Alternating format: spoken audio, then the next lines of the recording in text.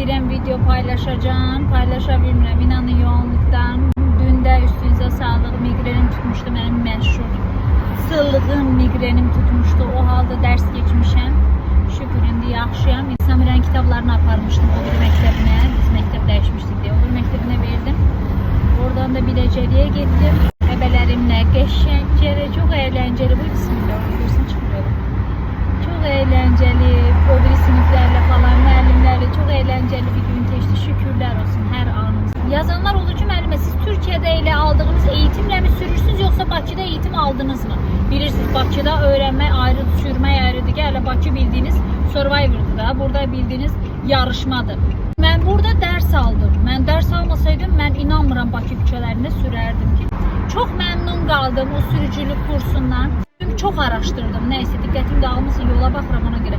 Sonra Leyla Hanım var, onunla irtibata geçtim. Bunu niye paylaşmağı, bunu da özüme borç bildim.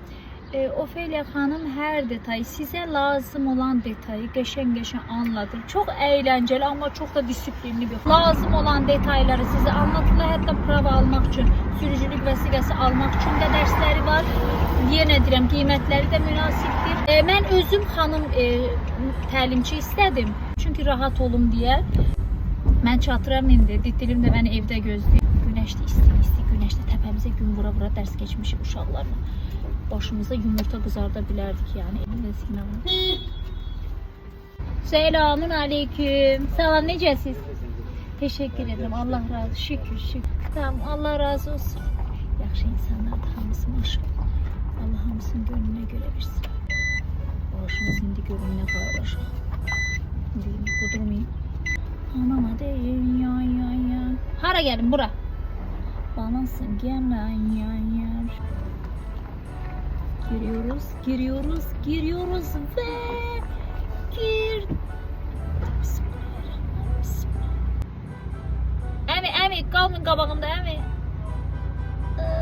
Dallardır vermeye yorulmuşum. Ha, yorgunam eyvallah.